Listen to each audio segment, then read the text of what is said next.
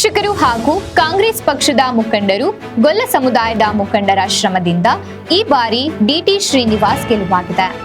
ಈ ಗೆಲುವಿಗೆ ಕಾರಣಕರ್ತರಾದ ಎಲ್ಲರಿಗೂ ಈ ಮೂಲಕ ಅಭಿನಂದನೆ ಸಲ್ಲಿಸುತ್ತೇನೆ ಎಂದು ಹಿರಿಯೂರು ಮಾಜಿ ಶಾಸಕಿ ಕೆ ಪೂರ್ಣಿಮಾ ಶ್ರೀನಿವಾಸ್ ಹೇಳಿದರು. ನಗರದ ಪ್ರವಾಸಿ ಮಂದಿರದಲ್ಲಿ ನಡೆದ ಅಭಿನಂದನಾ ಸಮಾರಂಭದಲ್ಲಿ ಅವರು ಮಾತನಾಡಿದರು.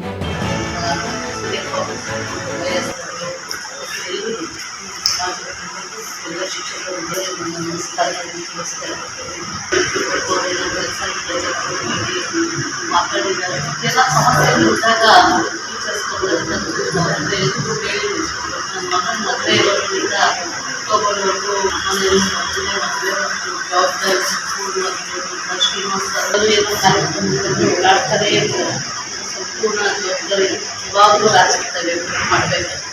ಅದನ್ನು ನಾನು ತಿಳಿಸ್ತೇನೆ. ಕಾರ್ಯ ಅಕ್ಟೋಬರ್ ನಂತರ ಬರ್ತೇನೆ ಅಂತೇಳಿ ಶಿಕ್ಷಕರು ಆತಂಕ ಸ್ವಾಮಿಗಳು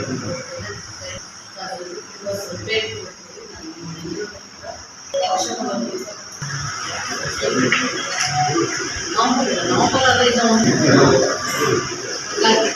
ತಾವೆಲ್ಲರೂ ಕೂಡ ಬರಬೇಕು ಅಂತ ವಿನಂತಿಯನ್ನು ಮಾಡಿಕೊಂಡು ಮತ್ತೊಮ್ಮೆ ತಮ್ಮೆಲ್ಲರಿಗೂ ನಾನು ಧನ್ಯವಾದಗಳನ್ನು